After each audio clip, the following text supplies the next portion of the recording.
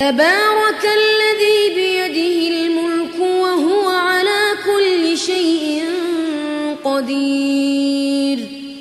الذي خلق الموت والحياة ليبلوكم أيكم أحسن عملا وهو العزيز الغفور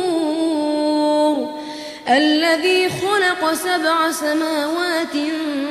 طباقا ما ترى في خلق الرحمن من تفاوت فارجع البصر هل ترى من فطور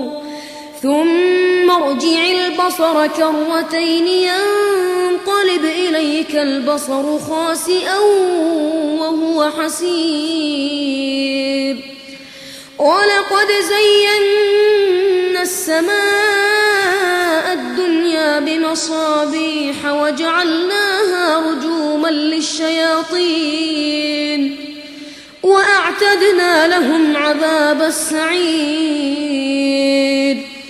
وللذين كفروا بربهم عذاب جهنم وبئس المصير إذا ألقوا فيها سمعوا لها شهيقا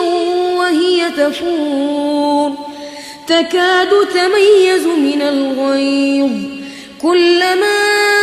ألقي فيها فوج سألهم خزنتها ألم يأتكم نذير قالوا بلى قد جاءنا نذير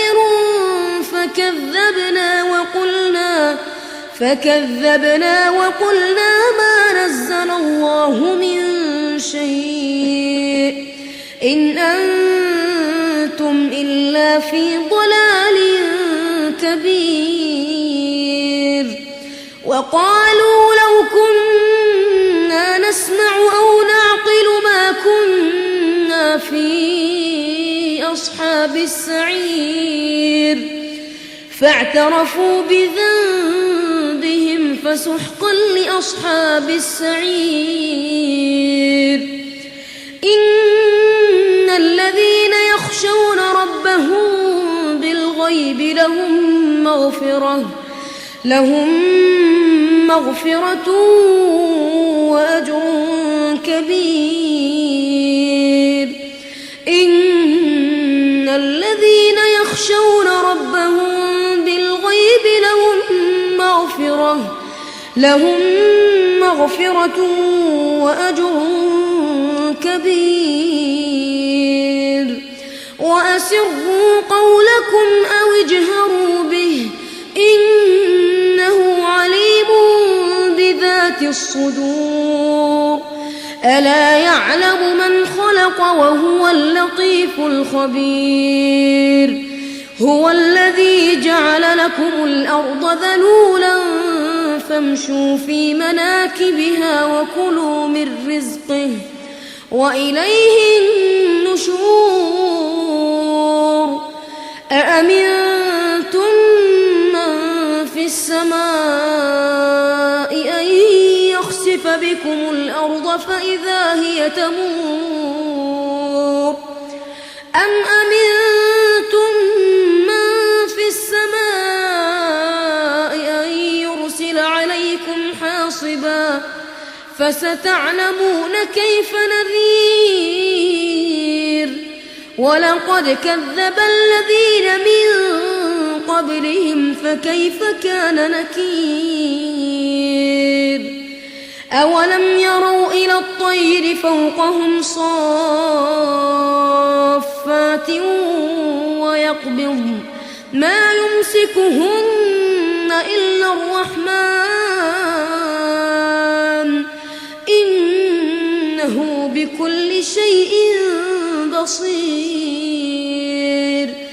أمن هذا الذي هو جند لكم ينصركم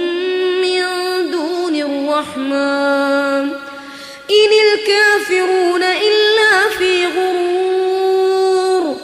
أمن هذا الذي يرزقكم إن أمسك رزقه بل لجوا في عتو أفمن يمشي مكبا على وجهه أهدى أمن يمشي سويا على صراط مستقيم قل هو الذي أنشأكم وجعل لكم السمع والأبصار والأفئدة قليلا ما تشكرون قل هو الذي ذرأكم في الأرض وإليه تحشرون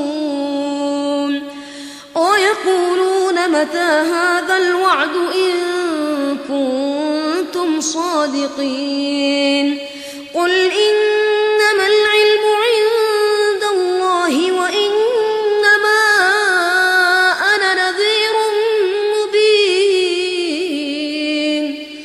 فلما رأوه زلفة سيئت وجوه الذين كفروا وقيل هذا الذي كنتم به تدعون قل أرأيتم إن أهلكني الله ومن معي أو رحمنا فمن يجير الكافرين من عذاب أليم قل هو الرحمن آمنا به وعليه توكلنا فستعلمون من هو في ضلال